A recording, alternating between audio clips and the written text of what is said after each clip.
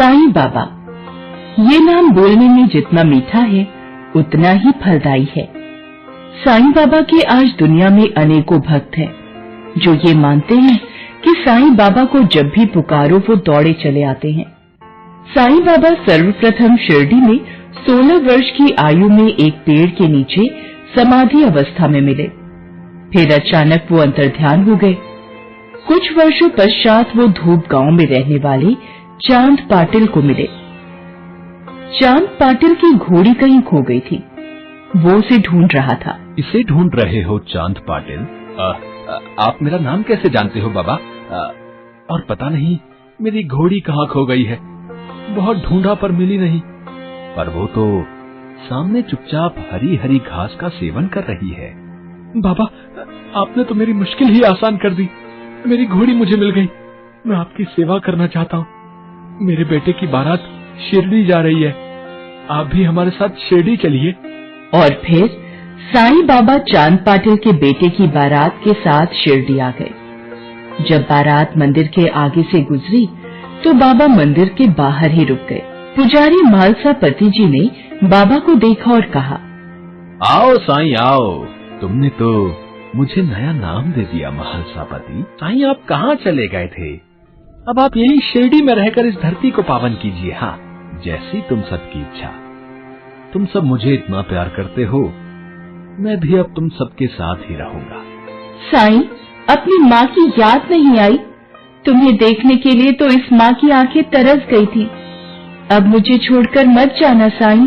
माँ, मैं वादा करता हूँ अब इस शिरडी को छोड़कर कभी नहीं जाऊंगा। और फिर साईं बाबा उस दिन से शिरडी की द्वारका माई मस्जिद में रहने लगे। साईं बाबा जब से शिरडी में आए थे वो रोजाना शाम होते ही एक छोटा सा बर्तन लेकर किसी भी तेल बेचने वाले दुकानदार की दुकान पर चले जाते और रात को मस्जिद में चिराग जलाने के लिए थोड़ा सा तेल मांगकर लाया करते थे।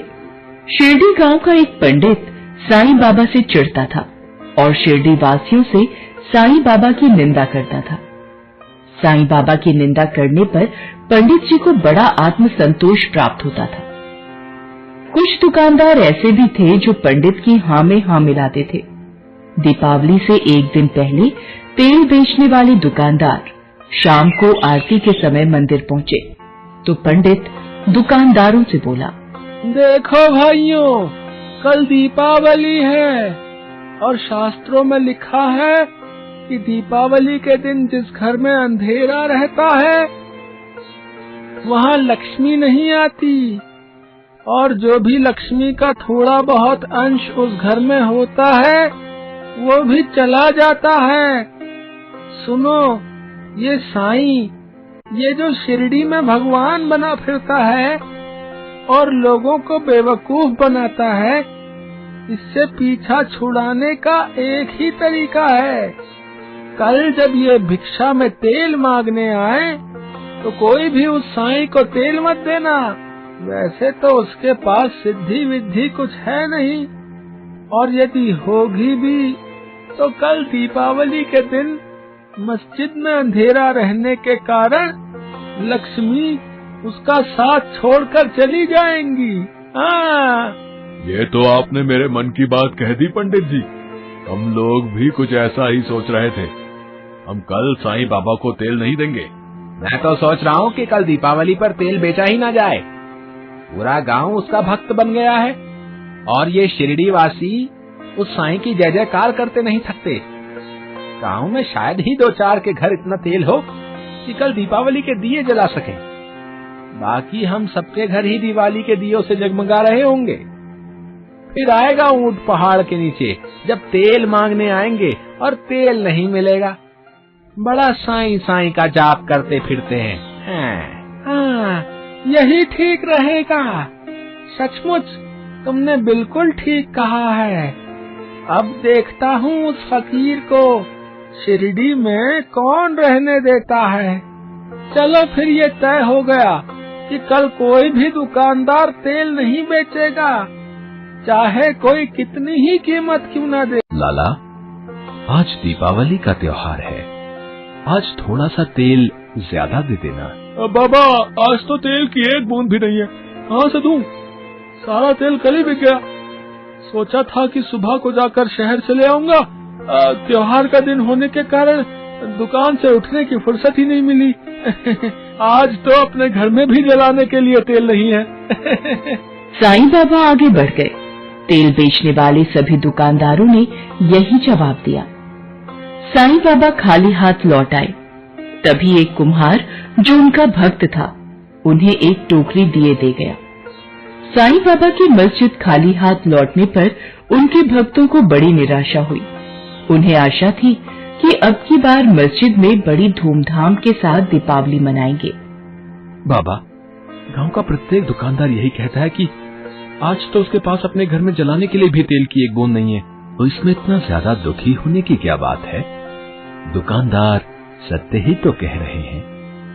सच में ही उनकी दुकान और घर में आज दीपावली की रात को एक दिया जलाने के लिए तेल की एक बूंद भी नहीं है।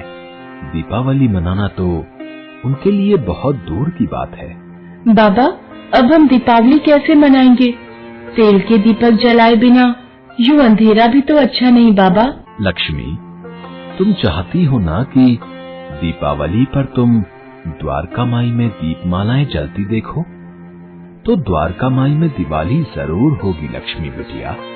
तेरे आंसू बेकार नहीं जाएंगे। बाबा ने वहीं रखे घड़े के पानी को दियों में भरा, फिर रुई की बत्तियां बनाकर उन दियों में डाल दी और बत्तियां जला दी। सारे दिए जगमग कर जल उठे। ये देखकर लक्ष्मी और भक्तों की हैरानी और खुशी का ठिकाना न रहा। इन दियों को मस्जिद की मुंडेरों, गुंबदों और मीनारों पर रख दो। आज दीपावली का त्योहार है, लेकिन गांव में किसी के घर में भी तेल नहीं है। जाओ, प्रत्येक घर में इस पानी को बांट आओ और कहना दिए में बत्ती डालकर जला दें। दिए सुबह सूरज निकलने तक जगमगाते रहेंगे। सभी भक्त साईं बाबा की जय बोलते हुए बाबा का गुणगान करने लगे। दीपावली की रात का अंधकार धीरे धीरे धरती पर उतरने लगा था। तब तेल बेचने वाले दुकानदारों और पंडित जी के घर को छोड़कर प्रत्येक घर में साईं बाबा के घड़े का पानी पहुंच गया था। पूरा गांव दियों की रोशनी से जगमगा उठा। उन दियों की रोशनी अन्य दिन जलाए जाने वाले दियों से बहुत तेज थी। पूरे गांव भर में यदि कहीं अंधेरा छाया हुआ था तो वह पंडित जी और तेल बेचने वाले दुकानदारों के घर में। कल शाम तो इन पीपों में तेल था, ये खाली कैसे हो गए? अरे पंडित जी, जाकर बाजार से तेल लेकर आओ। एक भी बूंद तेल का नहीं है। दीपावली के दिन घर में अंधकार छाया हुआ है। तुम क्यों चिंता करती हो, मैं अभी लेकर आता हूँ। जी हांडी लेकर जब तेल बेचने वाले दुकानदारों के पास पहुँचे, वे सब अपने माथे पर हाथ रखे इसी चिंता में बैठे थे कि बिना तेल के वो दीपावली कैसे मनाएंगे। पंडित जी ने दुकान पर जाकर तेल मांगा। आओ पंडित जी, ये सब क्या हो रहा है? कल शाम को ही हम लोगों ने तेल खरीदा था। सुबह से एक बूंद तेल नहीं बचा, लेकिन अब देखा तो तेल की एक बूंद भी नहीं है। बर्तन इस तरह खाली पड़े हैं जैसे इनमें कभी तेल था ही नहीं। ये कैसे हो सकता है? अरे, पूरा गांव रोशनी से जगमगा रहा है, केवल हम सबके घर में ही अंधेरा छाया हुआ है। पंडित जी, हम तुम्हारे बहकावे में आ गए और साईं बाबा को झूठ बोल दिया। हमने साईं बाबा को तेल देने से मना कर दिया। ये उसी भूल का परिणाम है। साईं बाबा की शक्ति देखो। आज द्वारका माई, मस्जिद और बाबा के सच्चे भक्तों के घर, आज द्वारका माई, मस्जिद और बाबा के सच्चे भक्तों के घर पानी के दिए भी जगमगा रहे हैं और हम धूर्त लोगों के घर में अंधेरा है। चलो, हम सब बाबा के पास चलकर उनसे माफी मांगते हैं। फिर सभी दुकानदार साईं बाबा के पास जाकर उनके चरणों में झुककर उनसे माफी मांगते हैं। बाबा, हम आपकी महिमा को नहीं समझ पाए, हमें क्षमा कर दो बाबा। हम लोगों से बहुत बड़ा अपराध हुआ है, हमने आपसे झूठ बोला था। गलती इंसान से ही होती है। आज तुम्हें अपनी गलती का एहसास हो गया, फिर कोई अपराध कैसा? मैंने तो तुम्हें कब का माफ कर दिया। ये लो, ये घड़े का पानी लो और अपने घर में दीपक जलाकर माँ लक्ष्मी का स्वागत करो। आप धन्य हो साईं। आपकी जय हो। बोलो साईनाथ महाराज की जय। सबका मालिक एक। और फिर साईं बाबा की दीपावली उत्सव की धूम पूरी शिरडी में होने लगी। कई वर्षों तक बाबा शिरडी में ही रहकर भक्तों को ज्ञान का प्रकाश फैलाते रहे। साईं बाबा शिरडी की निवासिनी बैजाबाई को मां कहकर संबोधित करते थे और उनके एकमात्र पुत्र तात्या को अपना छोटा भाई मानते थे। साईं बाबा ने बैजाबाई को वचन दिया था कि वो उनके जाने के बाद तात्या का ख्याल रखेंगे। साईं बाबा ने तात्या की मृत्यु को टालने के लिए उसे जीवन दान देने का निर्णय ले लिया और साईं की कृपा से तात्या बच गया और उसकी जगह अपने वचनों के अनुरूप 27 सितंबर 1918 विजयादशमी के दिन दोपहर 2:30 बजे तात्या के स्थान पर साईं बाबा शरीर रूपी चोले का त्याग कर महासमाधि में लीन हो गए।